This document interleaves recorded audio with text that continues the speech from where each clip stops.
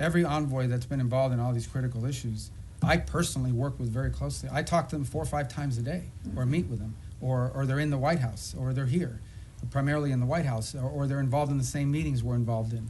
I mean, that's just not factual. No one is out there doing independent action. All of it is strongly coordinated. It's one of the benefits of also being the National Security Advisor, is it allows us to also organize the interagency. Every single one of these envoys, I speak about Steve Woodcock in particular, who's a phenomenal person, very smart, very talented, who dedicates, he doesn't get paid to do this job, he does it for free. And he invests a tremendous amount of time, full time on this thing, traveling all over the world, doing all kinds of things.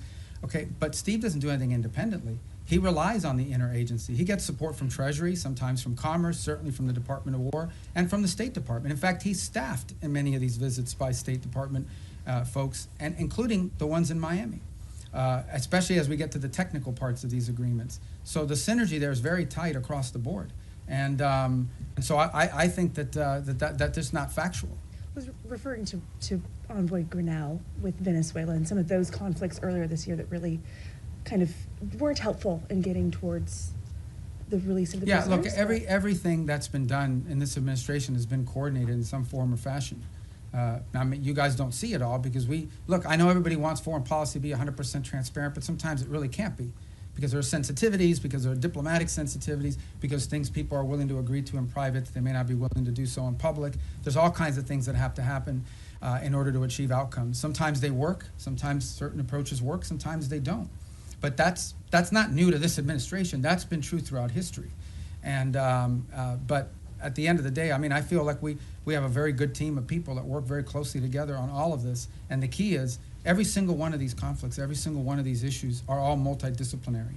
Okay, there is no such thing as any one of these things that we're dealing with. Again, going back to the case, let's just use Ukraine as an example. In the case of Ukraine, it involved Treasury with regards to the minerals deal. It involves Commerce to some extent. It most certainly involves the Department of War in terms of not just battlefield assessments, but the sale of weaponry through Pearl, et cetera. It involves the Department of State in terms of everything from interpreters to the technical work of actually putting words to paper that would make sense in an agreement and supporting these visits. We had a very important meeting in Geneva, hosted at our embassy, supported by diplomatic personnel that were involved in doing that, and a lot of the follow-up as well that has to happen with some of these things. You know, peace deals aren't just, in the case of Gaza, strongly supported. We took our ambassador in Yemen, who can't be in Yemen, Fagan, and assigned him for 8 weeks on that portfolio so that we could have someone there to help navigate and coordinate all of the technical aspects. You can reach a peace agreement in concept, but then someone's got to sit down and write down the technical language and the specificity, and they rely on the professionals in this department and other government agencies, depending on the subject matter. So, look, I think in any new administration, there's a learning curve early on. People are still getting onboarded. You may not even have people Senate confirmed yet in these positions. Maybe you haven't even hired some unfilled spots. But I think certainly in the second half of last year, I'm very proud and very pleased at the synergy that we've established on all of these things and that continue to establish it. Another one that's doing a great job is Masad Boulos. I mean, he's out there every day working with our Africa Bureau. They're very involved in this, on trying to deal with Sudan, on trying to deal with the Rwanda DRC. So we have a good team of people that work very well together and very collaboratively, and we're going to build on that in the new year. Yes, ma'am. Thanks. Shelby Talcott with Semaphore. Vanity Fair quoted you as wondering whether Putin just wants the entirety of Ukraine. I'm curious if that's still a question for you, and how confident are you in being able to reach a peace agreement if that is a question? And then along those lines, is there a deadline for Russia and Ukraine to come to an agreement before this administration walks away? Yeah, I'm not in any position to give you deadlines on anything. And as far as that quote, that's a quote the president has said publicly, which is, he has said 3 things. I thought it was going to be the easiest one, and it's turned out to be the hardest. I don't know if Putin wants to do a deal or if Putin wants to take the whole country. These are things he has said openly. And, you know, I think that's, I don't even remember when I talked to the guy from that magazine, but, you know, for much of the early part of this year, one of the things we were trying to deduce is exactly what is it that Russia wants to achieve.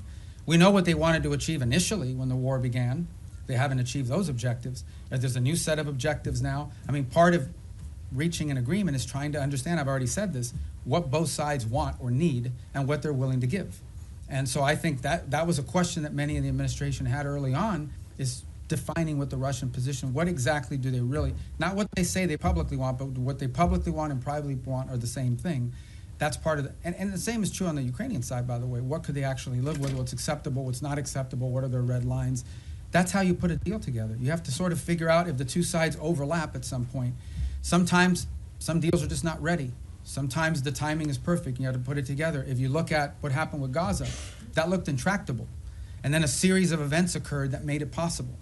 That for example, the strike inside of Qatar that the Israelis took at the time, you know, was a sort of a dramatic thing, but in some ways it sort of set in motion a sense of urgency to bring this thing to an end before it spread.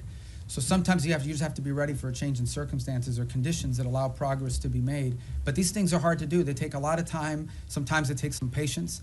It's just unfortunate that you know that every day that goes by, more people are died and more people die and more things are destroyed. Yes, sir. Come back to your comments earlier on Sudan. You mentioned this concern about transshipment and weapons coming from overseas to Sudan. Could you sort of put a slightly finer point on it? Have you raised this with the UAE in your meetings that they need to stop providing support to the